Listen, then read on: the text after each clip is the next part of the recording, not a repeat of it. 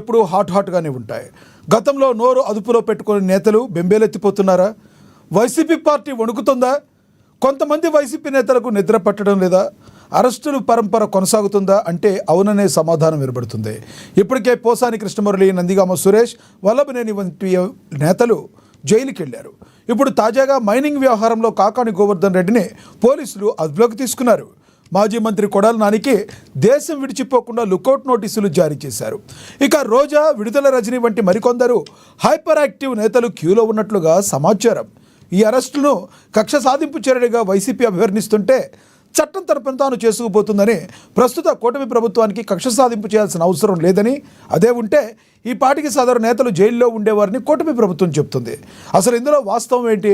అమాయకమైన జాలి దయలతో ప్రజాసేవ చేసిన వైసీపీ నేతలను కూటమి ప్రభుత్వం ఇబ్బందులు పెడుతుందా, లేదా తమనెవ్వరూ ఏమీ చేయలేరు, మరో 30 సంవత్సరాలు మేమే ఉంటామని నమ్మి తమ నోటికి పని చెప్పి నేతలు ఇరుక్కుపోయారా? ఏది నిజం? ఇదే అంశం గురించి ఈరోజు చర్చను కొనసాగిద్దాం. చర్చలో పాల్గొనేందుకు మనతో సిద్ధంగా ఉన్నారు జనసేన నేత తిరుత్తని వేణుగోపాల్ గారు మనతో జూమ్ కాల్లో అందుబాటులో ఉన్నారు. అదేవిధంగా వైసీపీ అధికార ప్రతినిధి రేగడి లక్ష్మణరావు గారు కూడా మనతో జూమ్ కాల్లో అందుబాటులోకి వస్తారు. ఇక న్యాయవాది, రాజకీయ విశ్లేషకులు బండారు రామ్మోహన్ గారు కూడా మనతో జూమ్ కాల్లో అందుబాటులో ఉన్నారు. ముందు మనం జనసేన నేత తిరుత్తని వేణుగోపాల్ గారితో మాట్లాడదాం. వేణుగోపాల్ గారు నమస్తే అండి.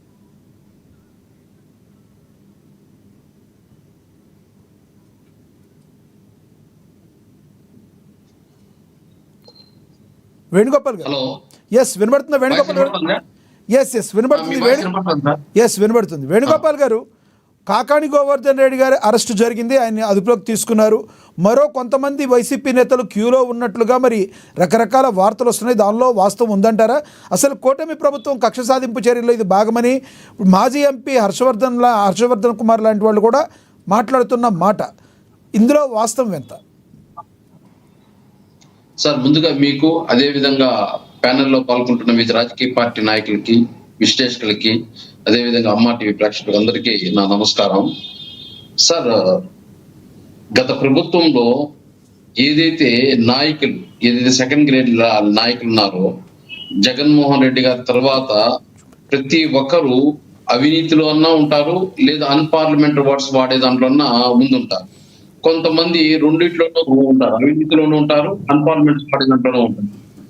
దాంట్లో మనం చూస్తే వంశీ అయినా, కొడాలి నాని అయినా, అనిల్ అయినా, పోసాని కృష్ణమోహన్ అయినా, రాజగోపాల్ వర్మ అయినా, అదేవిధంగా ఏదైతే సద్ద రామకృష్ణారెడ్డి గారు, ఎంపీ మిథున్ రెడ్డి, ఇలా చెప్పుకుంటూ పోతే నియోజకవర్గం 175 నియోజకవర్గాల్లో అందరూ అన్పార్లమెంట్ పార్ట్స్ వాడేదాకా ముందుంటారు, లేదా అవినీతి కన్నా ముందు తిరుగుతారు. అదే విధంగా ఈరోజు కాకాని వినపడుతుందా? ఎస్ వినపడుతుంది, కంటిన్యూ చేయండి. ఇక్కడ ఒకటి వేణుగోపాల్ గారు, మీరు కంటిన్యూ చేసే ముందు మన దగ్గర ఒక 2 బైట్స్ ఉన్నాయి, వైసీపీ నేతలు మాట్లాడారు, ఆ బైట్స్ చూద్దాం. స్వతంత్రం వచ్చిన తర్వాత ఎన్నడూ లేని విధంగా ఈ రాష్ట్రంలో అరెస్టులు చూస్తా ఉన్నాం.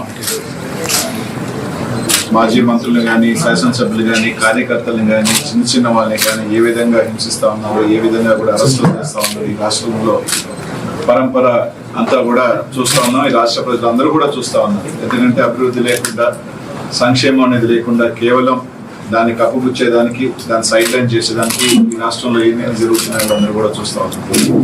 అందులో భాగంగానే మన జిల్లాలో కూడా మాజీ మంత్రివర్యులు, వైఎస్ఆర్ కాంగ్రెస్ పార్టీ అధ్యక్షులు కాకాని గోవర్ధన్ రెడ్డి గారి మీద 2 నెలల క్రితం కేసు కట్టడం జరిగింది.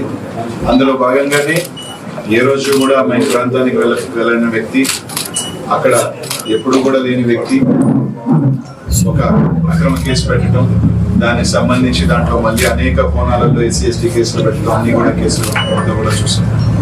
కానీ ఖచ్చితంగా ఒక అక్రమ కేసు పెట్టినప్పుడు, ఒక తప్పు కేసు పెట్టినప్పుడు ప్రతి ఒక్క పౌరుడికి కూడా దాన్ని ఖచ్చితంగా కోర్టులో ఛాలెంజ్ చేసే రైట్ ఉంటుంది.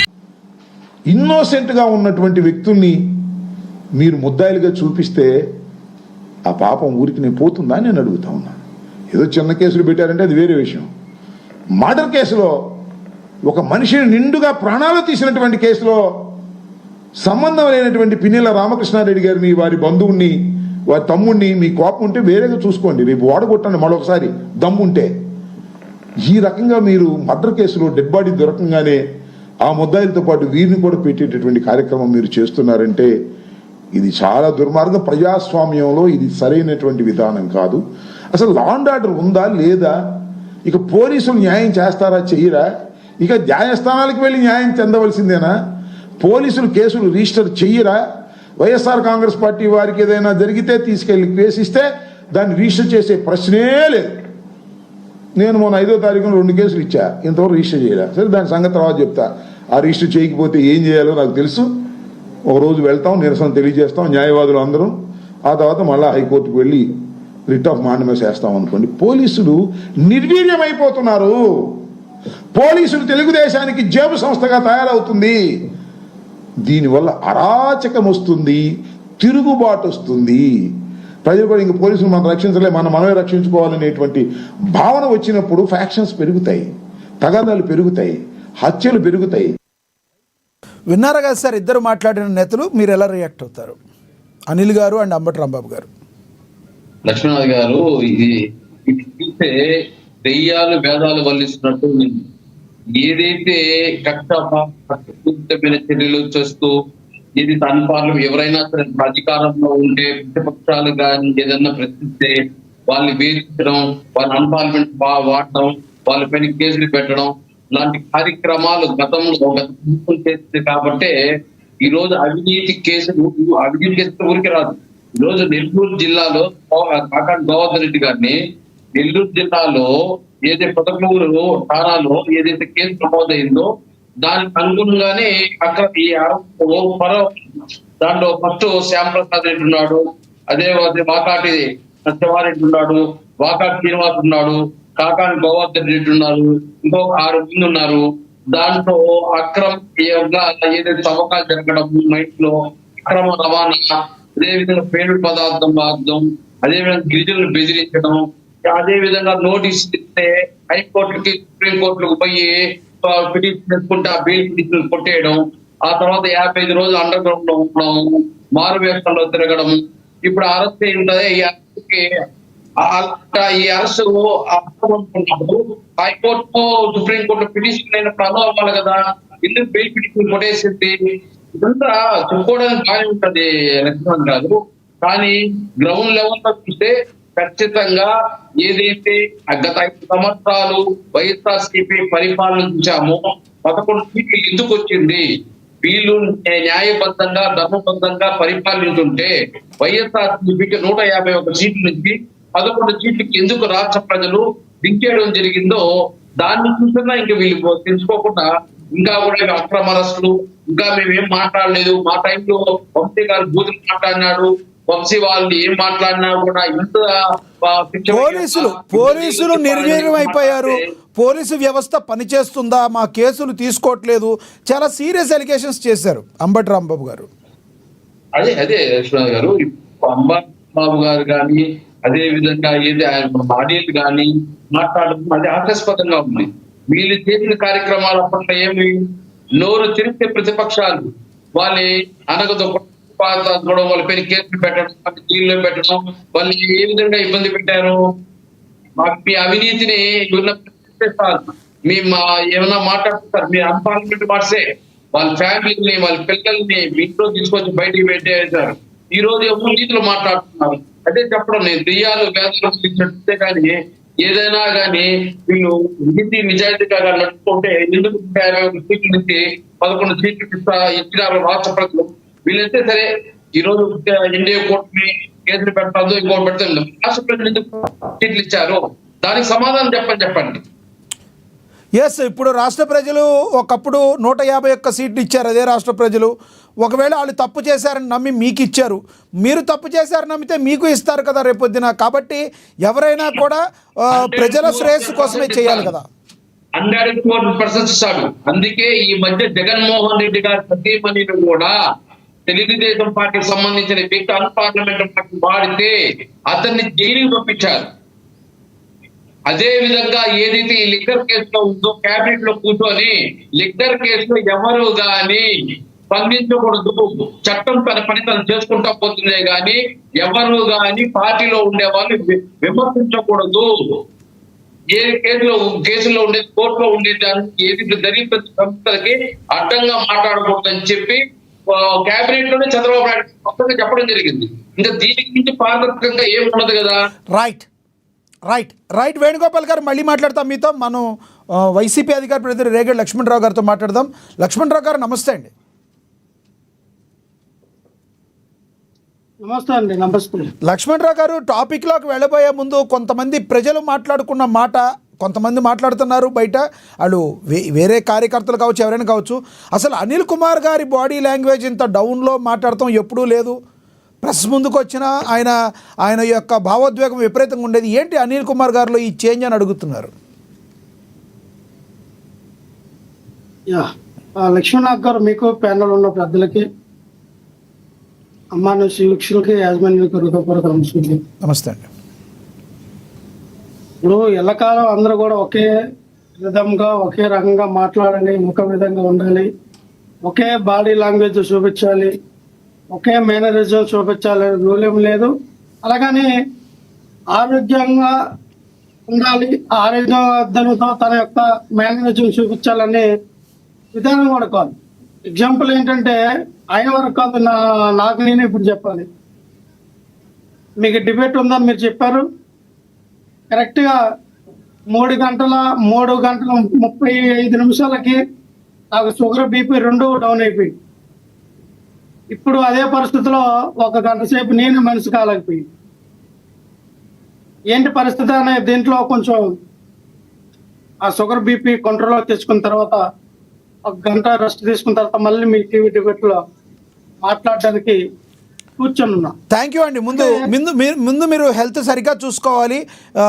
అన్నమాట ప్రకారం వచ్చినందుకైతే ధన్యవాదాలు. బట్ మీరు కొంచెం హెల్త్ని కూడా చూసుకుంటూ మీరు మాట్లాడాలని కోరుకుంటున్నాం మా ఛానల్. నేను అనేది ఏంటంటే, ఖచ్చితంగా మనిషిలో ఒక ఆరోగ్యం కానీ, మనిషిలో ఒక మేనరిజం అన్ని రకాలుగా, అన్ని తరఫాలాగా ఒకలాగా ఉంటాయి అనేది అనుకోకూడదండి. ఇప్పుడేం జరుగుతుంది అంటేనే అది మాకు తెలియదు. కానీ ఇక్కడ రాజకీయ కోణంలో చూసుకుంటే చాలా మంది విమర్శలు చేస్తారు, చాలా మంది ఆరోపణలు చేస్తారు, చాలా మంది అభియోగాలు చేస్తారు. అన్ని భరించాలి. రాజకీయాల్లోకి వచ్చిన తర్వాత అన్ని కోణాల్లో అనేక రకమైన ఆరోపణల్ని, అనేక రకాల అభియోగాల్ని భరించిన వాడే రాజకీయ నాయకుడు అవుతాడు. రాజకీయం అంటే పోల పానపు కాదు కదా. పోల మీద నడిస్తే వెళ్ళిపోతే అయిపోతే చక్రం అన్ని జరిగిపోతే కాదు. రాజకీయం అంటేనే అన్ని కోణాలను ఎదుర్కోవాలి. అన్ని కోణాలు తెలిసిన వాడైతేనే రాజకీయాల్లో ఉండగలరు. అలాగే ఈ రోజున మనం తీసుకొచ్చిన సబ్జెక్ట్ ఏంటంటే, కాకాని గోవర్ధన్ రెడ్డి గారిని అరెస్ట్ చేశారు. తర్వాత ఇంకెవరున్నారు, ఎవరిని అరెస్ట్ చేయబోతా ఉన్నారు. కొడాలి నాని గారికి లుకౌట్ నోటీసులు జారీ చేశారు. దీనికి గల కారణం కూడా అరెస్ట్ అవుతారేమో అని అనేక మందిలో ప్రశ్నలు రేవుతున్నాయి.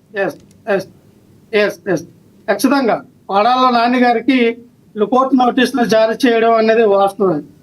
కానీ ఆయన ఆ రోజునే హైదరాబాద్లో వాళ్ళ బంధువులైనటువంటి ఒక ఫంక్షన్లో కనబడ్డారు. ఆయన ఆ పెళ్లికి వెళ్ళి ఆ ఫంక్షన్లో కనబడి, నేను ఇక్కడే ఉన్నానని ఒక ఇంటి ఇచ్చారు కదా. అసలు యాక్చువల్ ఏంటంటే, లుకౌట్ నోటీసులు ఎందుకు ఇస్తారంటే, ఎవరైనా ఒక కేసులో అభియోగాలు ఉండేటప్పుడు ఆ వ్యక్తి దేశాన్ని విడిచి వెళ్ళిపోతారేమోనో, ఆ వ్యక్తి దేశం విడిచిపెట్టి వెళ్ళకుండా ఉండడానికి ముందస్తు జాగ్రత్త చర్యలుగా లుకౌట్ నోటీసులు ఇవ్వడం జరుగుతూ ఉంటుంది. కానీ ఇక్కడ కొడాలి నాని గారికి ఎటువంటి కూడా పాస్పోర్ట్ కానీ, వీసా కానీ, ఇతర దేశాలకు వెళ్ళడానికి కానీ ఆయన దగ్గర లేవు. గతంలో ఆయనకి మీరు చెప్పిన దానిలో ఇక్కడ ఒకటి కన్ఫ్యూజన్ ఉంది. పాస్పోర్ట్లు లేకపోయి ఉండొచ్చు, ఆయన మీద కేసులు ఉన్నాయా లేవా అవి చెప్పండి. కేసులు ఏముంది సార్? కేసులు మీ మీద పెట్టొచ్చు, నా మీద పెట్టొచ్చు, మీరే అన్నారు కదా సార్. గారి మీద పెట్టొచ్చు. మీరు చెప్పింది ఎలా ఉంది? కేసులేమీ లేకుండా లుకౌట్ నోటీసులు ఇచ్చారు, ఇది హాస్యాస్పదం అని చెప్పొచ్చు. కేసులు ఉన్నాయి కాబట్టి ఇచ్చారు అనుకోవచ్చు కదా. పాస్పోర్ట్ ఉందో లేదో అది ఎవరికి తెలియదు కదా. నేను అదే చెప్తున్నా సార్, నేను ఇదే చెప్తా ఉన్నా. కేసులు ఏముంది? కేసులు పెట్టడం చాలా ఈజీ. ఈ రోజుల్లో రాజకీయ కక్షపూరితంగా ఈ వెండటిల్లో ఖచ్చితంగా కేసులు పెట్టడం ఈజీ.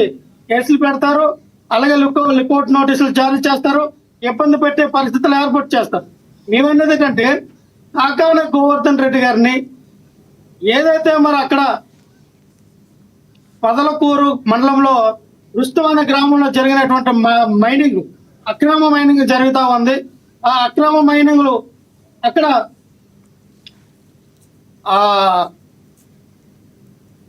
అక్కడ ఉన్నటువంటి మైనింగ్ ఏదైతే ఉందో మిక్సింగ్ మైకా కానీ సల్ఫేర్ కానీ ఉన్నటువంటి ఈ యొక్క మిక్సింగ్ మైనింగ్ ని ఈయన చెన్నై పోర్టు ద్వారా తరలించారు. అక్కడ ఒక టన్ను ఏమో 10 నుంచి 20 లక్షలు ఉంది. ఆ రకంగా 7 కోట్ల రూపాయల వరకు కూడా ఈయన దోసుకునే ఈ కార్యక్రమం చేశారని ఒక అభియోగం మోపారు. కానీ యాక్చువల్ ఏంటంటే ఇక్కడ ఉన్నటువంటి ఒక టన్ను విలువ 20,000 రూపాయలు మాత్రమే ఉంది. కానీ వీళ్ళు ఏమని చేస్తారంటే 10 లక్షలు ఒక టన్ను ఉందని చెప్పి పోలీసులు ఆ రిమాండ్ రిపోర్ట్ లో రాయడం జరిగింది. అలాగే ఇక్కడ వచ్చేసరికి మళ్ళీ ఏం చెప్తూ ఉన్నారు ఇదే పోలీసులు, గతంలో ఆ మైనింగ్ లో అవకతవకలు జరిగినాయి, అక్రమ మైనింగ్ జరిగిందని జగన్మోహన్ రెడ్డి గారి ప్రభుత్వ హయాంలోనే తన మీద ఒక మైనింగ్ అధికారులు ఎవరైతే ఉన్నారో వాళ్ళందరూ కూడా ఆ మైనింగ్ ని పరిశీలన చేసి ఇక్కడ ఎటువంటి అక్రమ మైనింగ్ జరగలేదు, 1050 మెట్రిక్ టన్నుల ఈ సల్ఫేర్ అండ్ మైకా మిక్సింగ్ అయినటువంటి ఆ యొక్క ఏవైతే ఈ గనులు ఉన్నాయో అవి అలాగే ఉన్నాయి, ఎటువంటి అపహరణ జరగని చెప్పి వాళ్ళు ఒక నివేదిక ఇవ్వడం జరిగింది. ఆ నివేదికలో ముఖ్యుడు సభ్యుడైనటువంటి ఈ బాలాజీ నాయక్, ఎవరైతే ఇప్పుడు ఈ బాలాజీ నాయక్ అనే వ్యక్తితో మరి ఈ యొక్క గోవర్ధన్ రెడ్డి గారి మీద కేసు పెట్టించారు. ఆయన ఆ రోజున ఇచ్చిన నివేదికలో ఉన్నాడు. మరి ఆ రోజున ఇచ్చిన నివేదికలో ఆయన ఒక వ్యక్తిగా ఒక సభ్యుడిగా ఉన్నటువంటి వ్యక్తి. అదే వ్యక్తి ఈ రోజున ఎస్సీ ఎస్టీలని బెదిరించారు, అక్కడ ఉన్న స్థానిక గిరిజనుల్ని బెదిరించారు అని చెప్పి ఈ వ్యక్తి వెళ్ళి కంప్లైంట్ ఇచ్చాడు. ఈ బాలాజీ నాయక్ అనే వ్యక్తి అంటే ఏ రకంగా అధికారులని బెదిరించి, ఏ రకంగా అధికారులని వాళ్ళ వైపు తిప్పుకొని నయ్యనో భయానో వాళ్ళని మోసగిచ్చి ఈ విధంగా మీరు కేసు పెట్టండి అని చెప్పి ఆయన మీద లక్ష్మణరావు గారు ఒక మాట, అధికారులను బెదిరిస్తే అధికారులు బెదురుతారా? అలా చెయ్యొచ్చా? డెఫినెట్ గా. అంటే గత ప్రభుత్వంలో ఏమన్నా ఎక్స్పీరియన్స్ ఉందా? డెఫినెట్ గా బెదిరుతారు.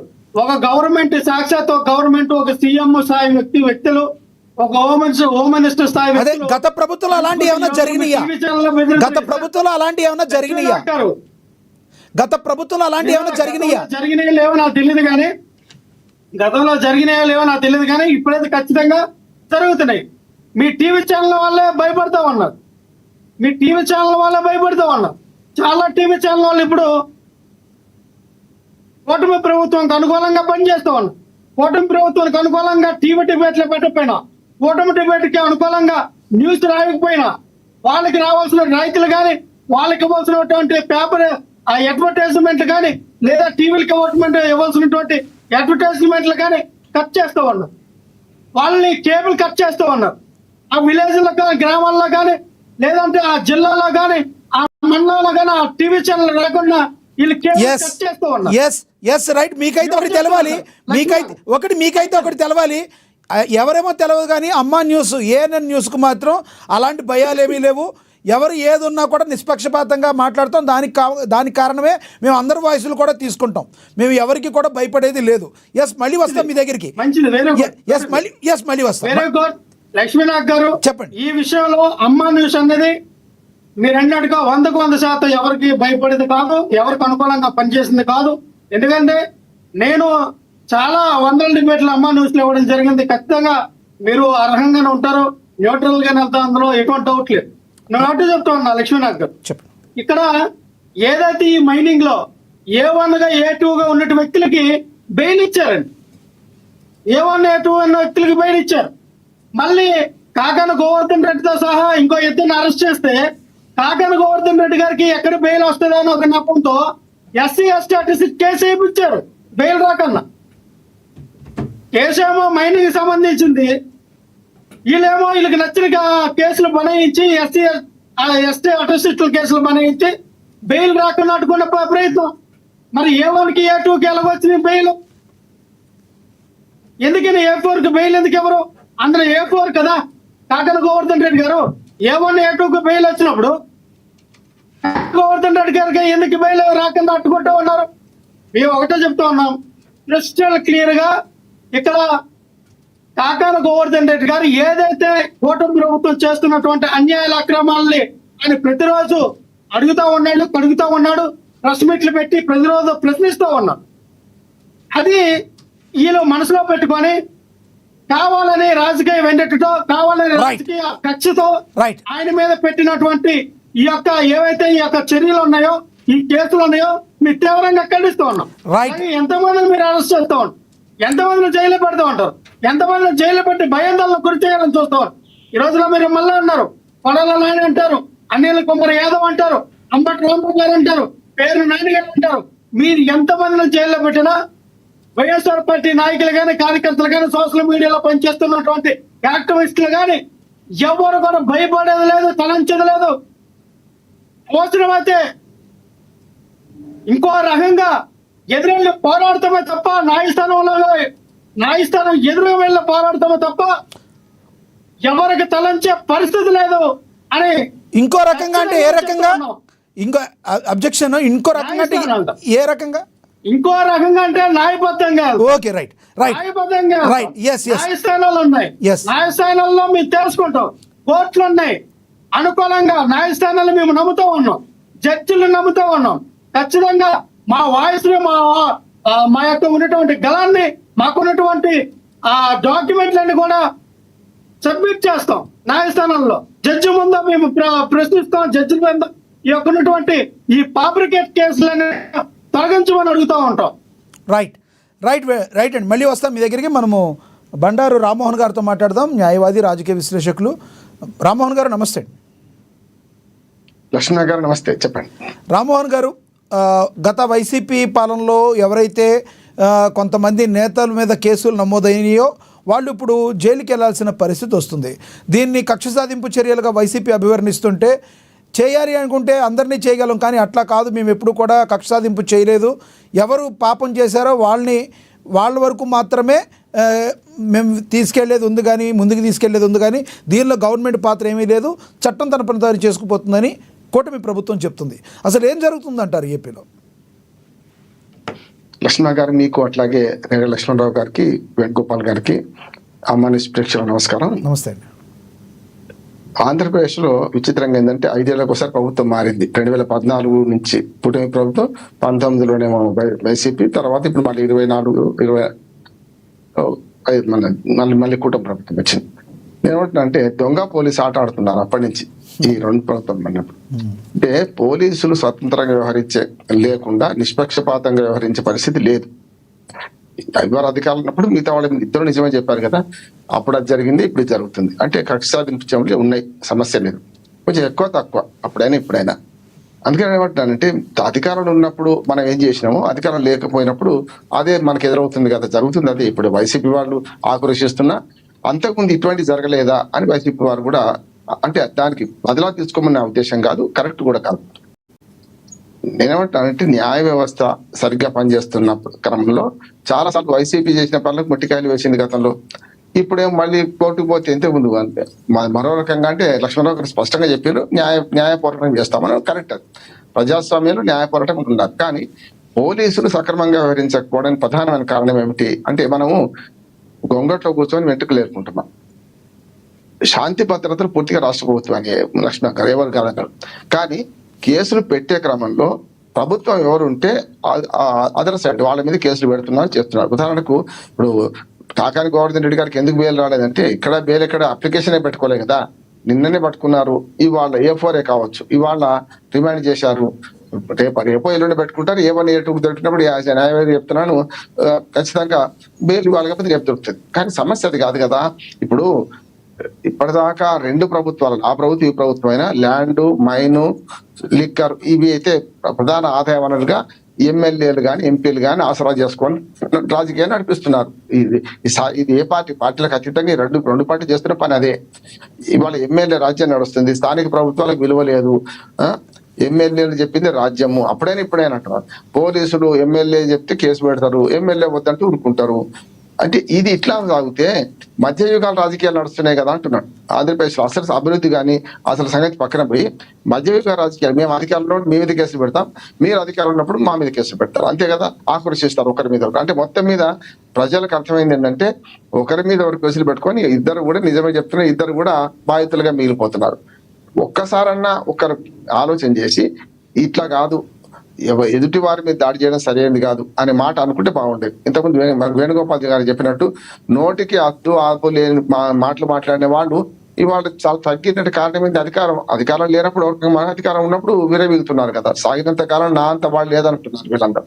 కనుక పరిష్కారం వైపు పోకుండా ఇప్పుడు వీళ్ళ తిట్లను తీసుకొని వస్తే మనం పోస్ట్ మార్టం చేస్తున్నాం, అంతకని ఏం లేదు, ఇది జరుగుతూనే ఉంటుంది. ఇంకొకటి కూడా దేశవ్యాప్తంగా ఇప్పుడు జగన్మోహన్ రెడ్డి గారు కూడా రేపు పొద్దున జైలుకు పోతారంటున్నారు లిక్కర్ కేసులో మెల్లమెల్లగా ఉచ్చు బిగిస్తుంది అంటున్నారు.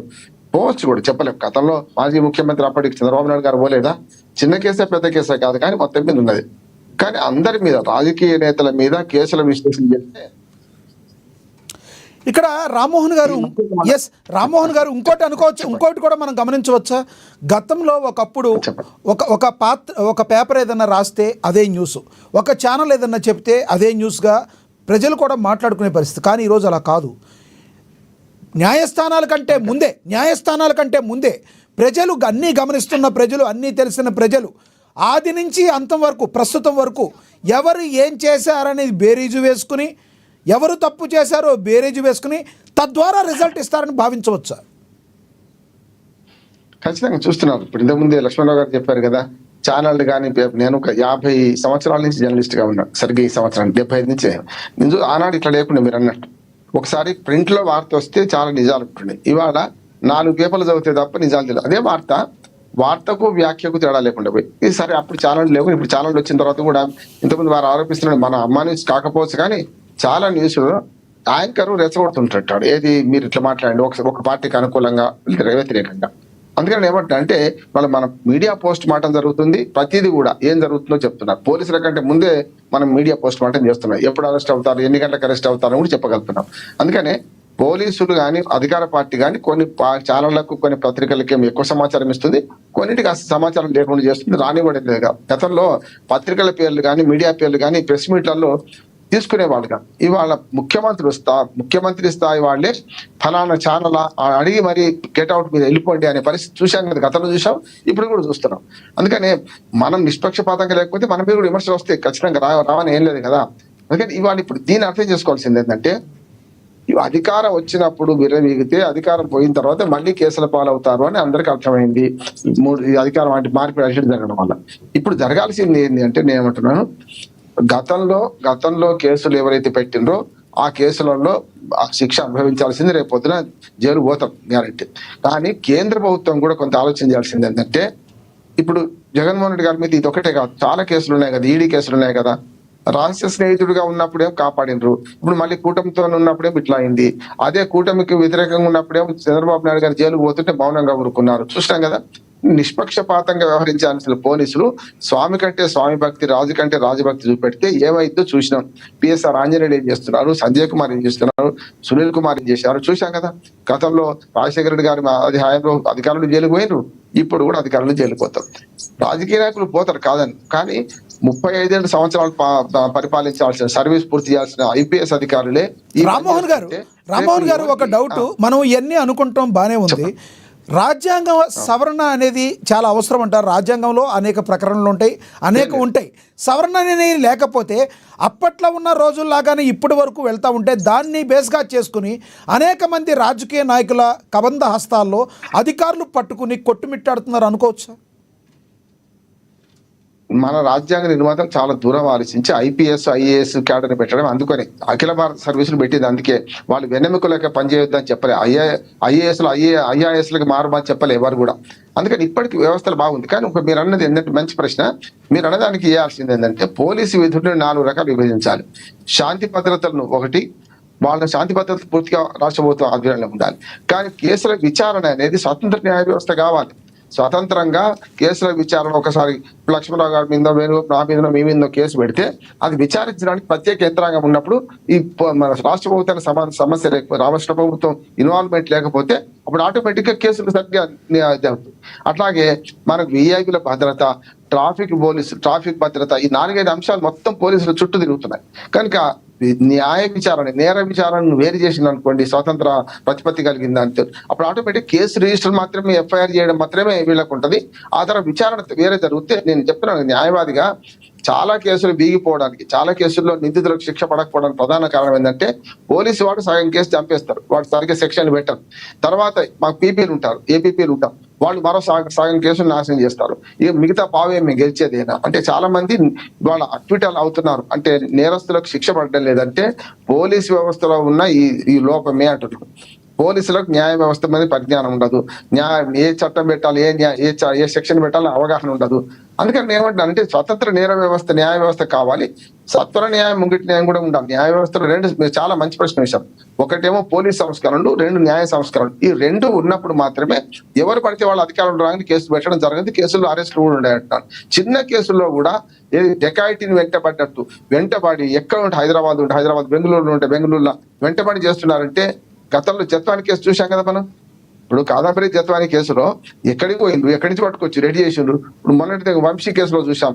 అంటే పోలీసులకు ఎప్పుడు కూడా ఏమంటారు అంటే, ఒక కేసులో బెయిల్ దొరుకుతుంది అనుకుంటే అంతకంటే బెయిల్ దొరికిన కేసు ఒకటి పెడతారు. ఇంతకుముందు మన లక్ష్మణరావు గారు చెప్పినట్టు కాకాని మన గోవర్ధన్ రెడ్డి గారి మీద అదే కాదు జరిగింది. ఎస్సీ ఎస్టీ కేసు అయితే వెంటనే బెయిల్ దొరకదు.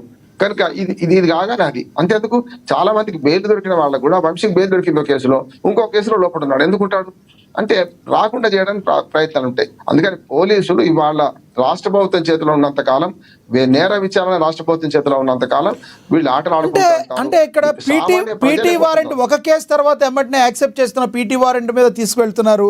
దీన్ని మరి న్యాయస్థానం ఎందుకు యాక్సెప్ట్ చేస్తుంది? ఇలా కాదు, దీనిలో ఉంది కాబట్టి కొంత గ్యాప్ తీసుకోవచ్చు అని న్యాయస్థానంలో ఏమి రూల్స్ లేవంటారా? లేవు. క్యాప్ ఎట్లా తీసుకుంటారు? పీటీ వారెంట్ మీద 4 కేసులు ఉంటే ఒక కేసులో బెయిల్ దొరికితే ఇంకో కేసులో విడిచిపెట్టమని ఎట్లా చెప్తారు? న్యాయస్థానం కూడా చెప్పదు కదా, చెప్పదు. ఇప్పుడు 4 కేసులు ఆయన మీద నమోదైనాయి. చట్టం పీటీ వారెంట్ కరెక్ట్, ఆ సమస్య లేదు. అందుకనే కదా ఈ చట్టంలో లొసుగులు కాదు, రాష్ట్ర ప్రభుత్వం చెప్పిన దాన్ని వినుకుంటూ ఒకటి వెంట ఒకటి చేస్తున్నారు.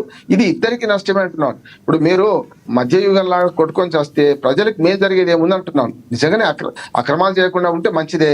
మంచి వాళ్ళు ఇప్పుడు వైసీపీలో కానీ టీడీపీలో కేసులు లేని వాళ్ళు లేరంటారా?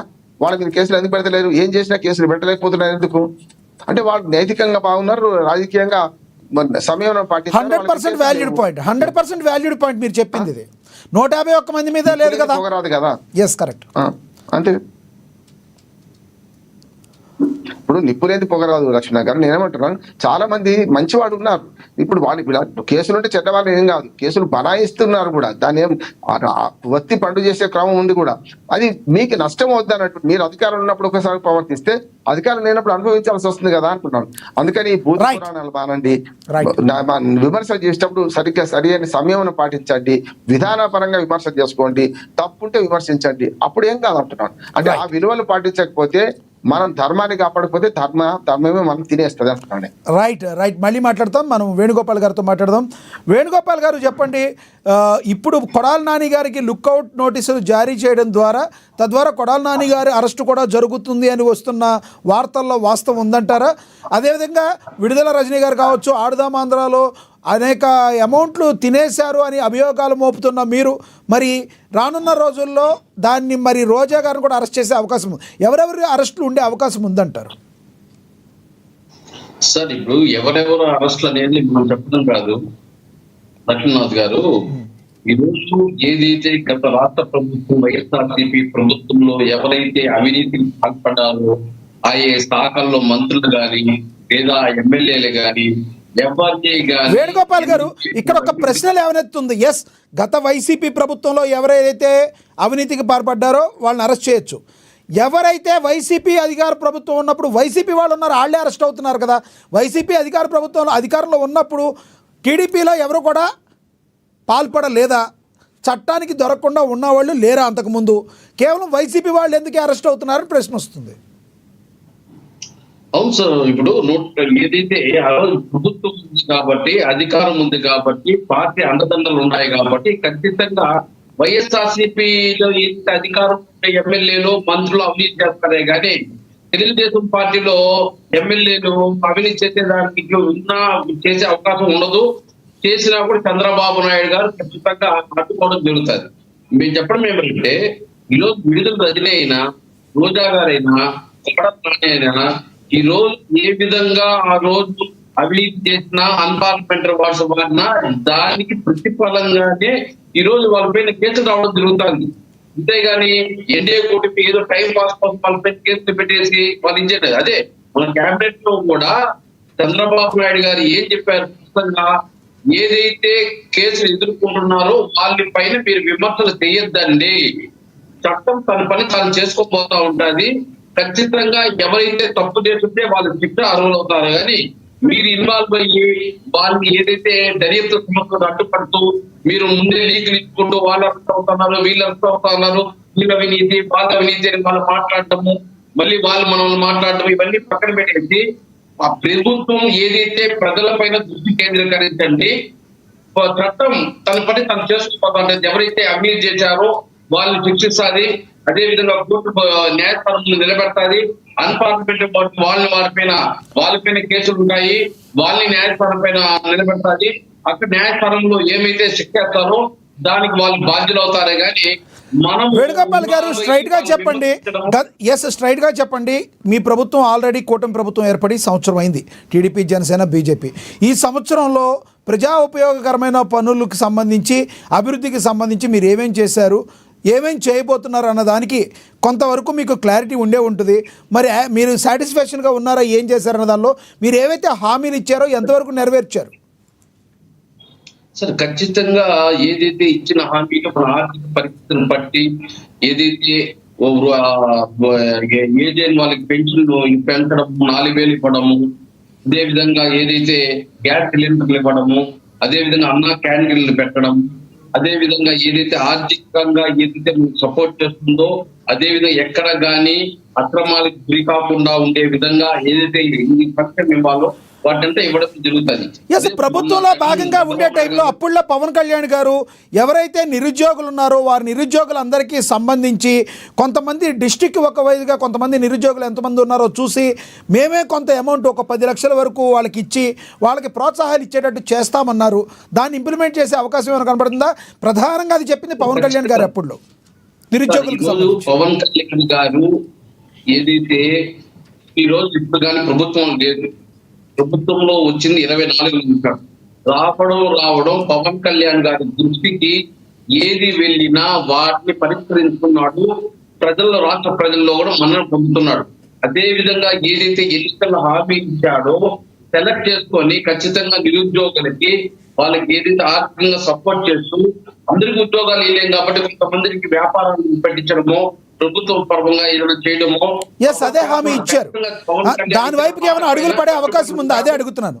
ఆయన హామీ అదే ఇచ్చారు 100%. ఈ రోజు వైఎస్ఆర్సీపీ ప్రభుత్వం అడుగుతా ఉంది ఏదైతే సూపర్ 6 ఏమైపోయిందని. మరి ఏదైతే జగన్మోహన్ రెడ్డి గారు వైఎస్ఆర్ ప్రభుత్వం గాని ఇచ్చిన హామీలన్నీ కానీ నెరవేరుతుంటే ఎందుకు 11 సీట్లు వేస్తే 11 సీట్లు వచ్చాయి?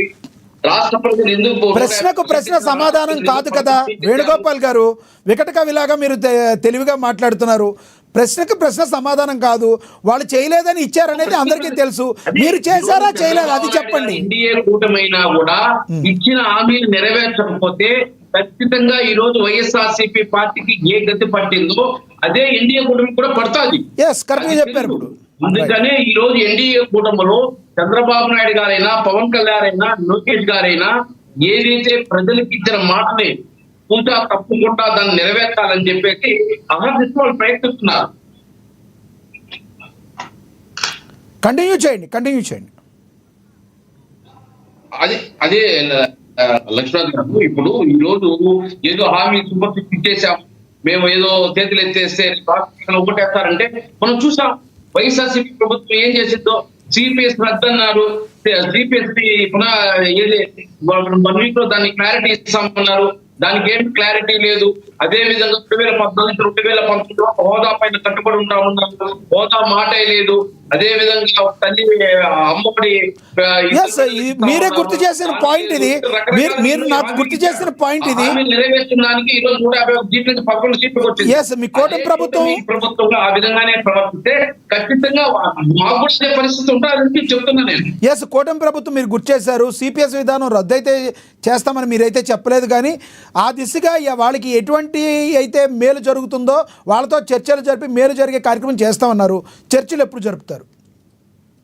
ఖచ్చితంగా సిపిఎస్ విధానం పైన క్లారిటీ ఉంది. అంటే ఈ రోజు రాష్ట్ర ఆర్థిక పరిస్థితి బాగా లేదు కాబట్టి ఈ రోజు ఏది ఆర్థిక పరిస్థితి సిపిఎస్ మనం కొనసాగిస్తే చాలా ఓల్డ్ పెన్షన్ స్కీమ్ గానే కొనసాగిస్తే చాలా ఆర్థిక ఇబ్బందులు పడాల్సి వస్తుంది.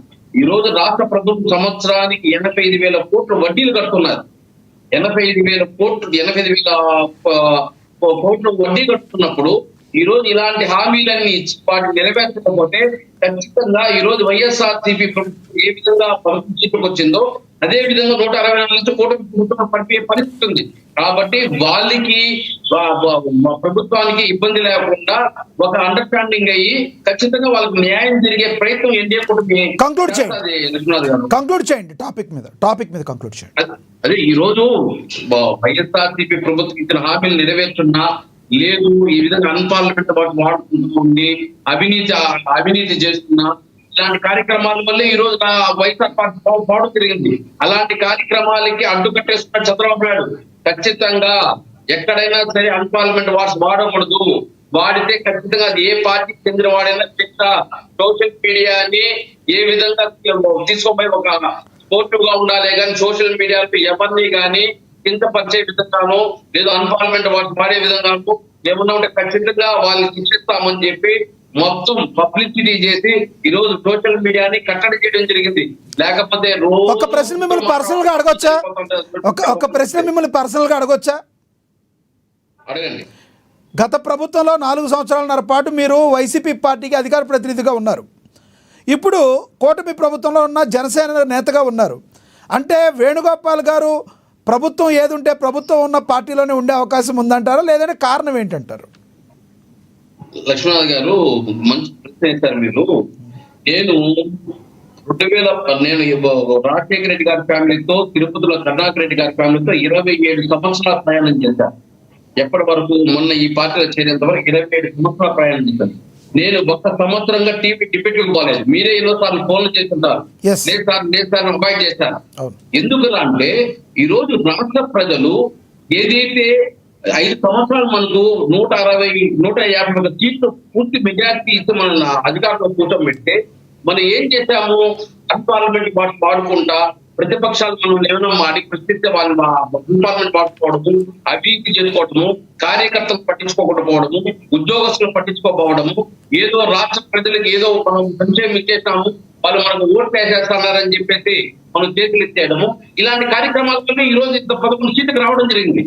ఏ రోజు కౌంటింగ్ రోజు నేను టీవీ డిబేట్ ఆగాను. ఆ తర్వాత 3 months బ్యాక్ టీవీ డిబేట్ మీ యొక్క భావన అర్థమైంది. ఈ రోజు ప్రజల్లో కూడా చీదరించుకున్నా మనం ప్రత్యేకించి సపోర్ట్ చేస్తూ మాట్లాడితే ఖచ్చితంగా మనకు కూడా విలువ లేనట్టే. రైట్. సుమతి కాలమతి మందమతిలో మీరు కాలమతి లాగా అందరికీ కనిపిస్తున్నారు. మీరు చెప్పింది అయితే అర్థమైంది మాకు. ఎస్, కంక్లూడ్ చేయండి రేగడి లక్ష్మణరావు గారు, కంక్లూడ్ చేయండి. లక్ష్మీనాథ్ గారు, ఆంధ్రప్రదేశ్ రాష్ట్రంలో పోలీసు వ్యవస్థ మొత్తం కూడా ప్రభుత్వ ఆధ్వర్యంలో పనిచేస్తూ ఉంది. పోలీసు వ్యవస్థలో ఉన్నటువంటి వాళ్ళకు ఉన్నటువంటి అధికారాన్ని కానీ వాళ్ళకు ఉన్నటువంటి ఏవైతే అధికారులు ఉన్నా దాన్ని వినియోగించుకున్నా ప్రభుత్వ అధికారులు ఏ విధంగా అయితే చెప్తా ఉన్నారు, ప్రభుత్వం ఇప్పుడు ఏ రకంగా అయితే రాజకీయ నాయకులకి అనుకూలంగా వీళ్ళు పనిచేస్తూ ఉన్నారో మనకు కృష్ణకిగా తెలుస్తూ ఉంది.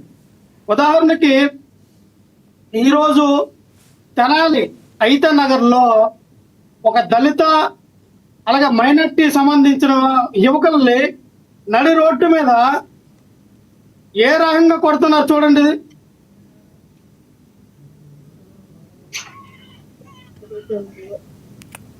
పర్లేదు చెప్పండి.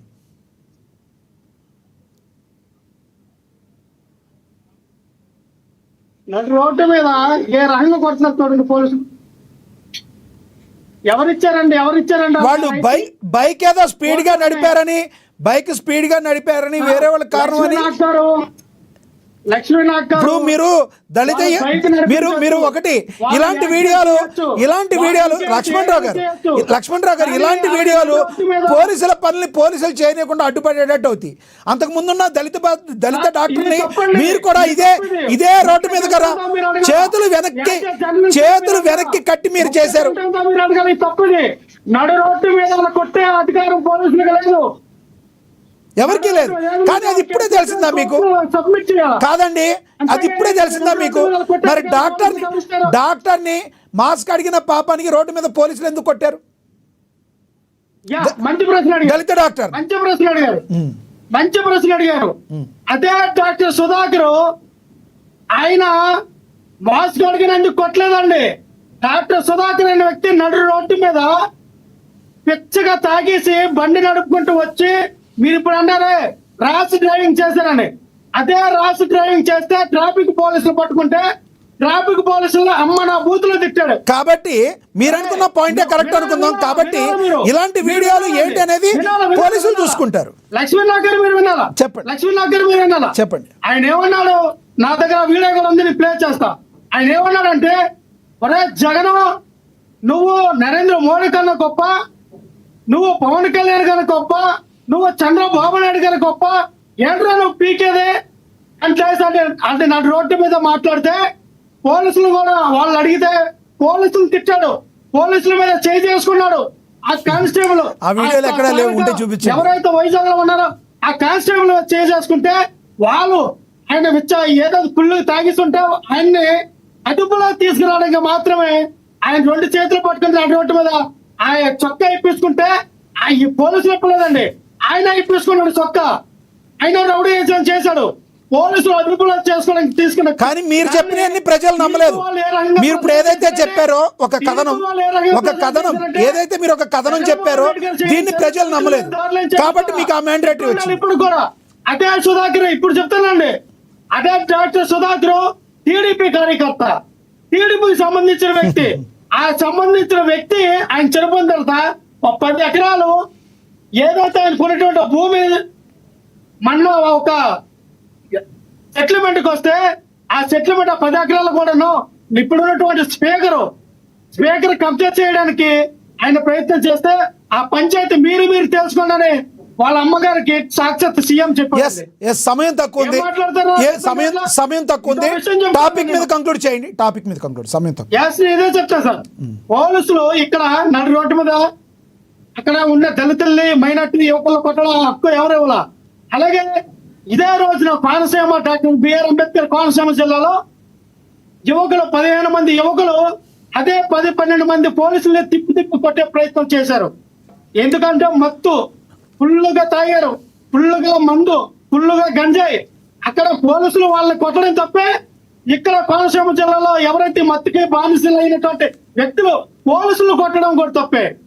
నేను అన్నది ఏంటంటే రాష్ట్రంలో శాంతి భద్రతలు విఘాతం కలుగుతా ఉన్నాయి, శాంతి భద్రతలు ఫెయిల్యూర్ అయినాయి, శాంతి భద్రతలు లేవు రాష్ట్రంలో. పోలీసు వ్యవస్థ ఒకటి చెప్పండి, మీ నోటితో ఒక్కటి చెప్పండి. ఎవరైతే తప్పు చేస్తారో, ఎవరైతే అన్యాయం చేస్తారో వాళ్ళు ఏ కులాలైనా శిక్షించే హక్కు ప్రజలకు ఉంటుందా ఉండదా? ఎస్సీ ఎస్టీ కులం అయితే ఒకలాగా, ఓసీ కులం అయితే ఒకలాగా, కార్డ్స్ యూజ్ చేసుకుంటే అలా ఉండదు కదా. ఎవరు తప్పు చేసిన వాళ్ళు పోలీసులు శిక్షించొచ్చా లేదా? చాలా మంది న్యాయస్థానాలు శిక్షించొచ్చా లేదా? చాలా మంచి ప్రశ్న వేస్తారు, చాలా వాల్యుబుల్ క్వశ్చన్ వేశారు. మరి పిఠాపురంలో మల్లం గ్రామంలో దళిత యువకుల మాల సామాజిక వర్గం చెందిన వ్యక్తి, జనసేన పార్టీ కార్యకర్త, జనసేన పార్టీ జెండా భుజంపై మోసిన వ్యక్తి కరెంట్ షాక్ కొట్టి చచ్చిపోతే ఆ వ్యక్తిని పరామర్శించలేదే డిప్యూటీ సీఎం. సబ్జెక్ట్ అడిగింది ఏంటి, మీరు చెప్పేది ఏంటి? మీరే కార్యకర్త అంటున్నారు, వాళ్ళ కార్యకర్తలు ఏంటో వాళ్ళు చూసుకుంటారు. లక్ష్మణ గారు మీరు చెప్పిన టాపిక్ కి దీనికి సంబంధం లేదు. టాపిక్ లో కంక్లూడ్ చేయండి దయచేసి. టాపిక్ మీద కంక్లూడ్ చేయండి. నేను అడిగింది వేరు, మీరు చెప్పేది వేరు. మీరు వారి కార్యకర్త అన్నారు, వారి కార్యకర్త అయితే వాళ్ళు చూసుకుంటారు, వాళ్ళ పార్టీ చూసుకుంటుంది. మళ్ళీ మీరు ఒకటి చెప్తే ఇంకొకటి అంటారు జనాలు. టాపిక్ మీద కంక్లూడ్ చేయండి ప్లీజ్. ఎంతవరకు పరామర్శం చేయలేదు. దళితుల్లో ఆ రైట్. వ్యక్తి చనిపోయిన వ్యక్తిని రైట్. పరామర్శలేదు. ఒకటి లక్ష్మణరావు గారు ఇంతవరకు ఈ పరామర్శించారు. రోజుల్లో జగన్ గారు కావచ్చు, ఒక మాట వినండి నేను చెప్పేది. జగన్ గారు కావచ్చు, జగన్మోహన్ రెడ్డి గారు కావచ్చు, పవన్ కళ్యాణ్ గారు కావచ్చు, చంద్రబాబు నాయుడు గారు కావచ్చు, ఎవరు కూడా దళితుల్ని తక్కువ చూడకూడదు. చూస్తే వాళ్ళకి పుట్టగతులు ఉండవు. ఎవరైనా కూడా దళితులు అనే వాళ్ళని ఎత్తిమే పెట్టుకోవచ్చు. ఎందుకంటే ఈ లోకంలో ఎవరికి తక్కువ, దళితులైనా ఎక్కువే, మామూలు వాళ్ళైనా ఎక్కువే. ఎవరు అనే పరిస్థితి లేదు ఈ రోజు. లక్ష్మీనాథ్ గారు చట్టాలు లక్ష్మీనాథ్ గారు అయిపోయింది. చట్టం ఎవరికైనా సమానంగా ఉండాలి. కానీ ఈ రోజున బడుగు బలైన వర్గాలకు సంబంధించిన ఆడపిల్లల మీద అత్యాచారాలు జరిగితే ఏ నాయకుడు వచ్చి పరామర్శిస్తూ ఉంటాడా? పవన్ కళ్యాణ్ వచ్చి పరామర్శించాడా? చంద్రబాబు నాయుడు వచ్చి పరామర్శించాడా? నిన్నగాక మొన్న 4 సంవత్సరాల పిల్ల పైన ఒక దళిత ఆ ఆడ బాలిక పిల్ల పైన అత్యాచారం జరిగితే ఎక్కడికి వెళ్ళారు సార్? ఇప్పుడు మహానాడు అంటే కడప జిల్లాలో అక్కడ మీరు చేస్తున్నటువంటి ఆ ప్రచార సభలో ఈ రోజున ఎవరైతే విఆర్ఓలు ఉన్నారో గవర్నమెంట్ ఉద్యోగాలు విఆర్ఓలకి తలలు పగిలిపోయి రైట్ సార్. పోన్లే, రాజకీయ నాయకులు కదా, జగన్మోహన్ రెడ్డి గారు కానీ, పవన్ కళ్యాణ్ గారు కానీ, జగన్మోహన్ రెడ్డి గారు కానీ, పవన్ కళ్యాణ్ గారు కానీ, చంద్రబాబు నాయుడు గారిని రాజకీయ నాయకులు కదా, మళ్ళీ ఎలక్షన్లు వస్తేనే వస్తారేమో. మీ జగన్మోహన్ రెడ్డి గారు కూడా అంతే కదా, జనాల్లోకి అధికారంలో ఉన్నప్పుడు ఒక్కసారి రోడ్డు మీకు వచ్చారా? ఎస్ సార్, ఎస్ సమయం అయిపోయింది. రామ్మోహన్ గారు టైం ఇది. ప్లీజ్ ఎస్ దయచేసి అర్థం చేసుకోండి. ఒక 10 సెకండ్లు చెప్పండి. వైజాగ్ లో 2 కేసులు, కరోనా కేసు. కడపలో 2 కేసులు వచ్చినాయి, ఇంకా 2 వచ్చినాయి, 5 వచ్చినాయి, బహిరంగతంగా బయట పెట్టాల.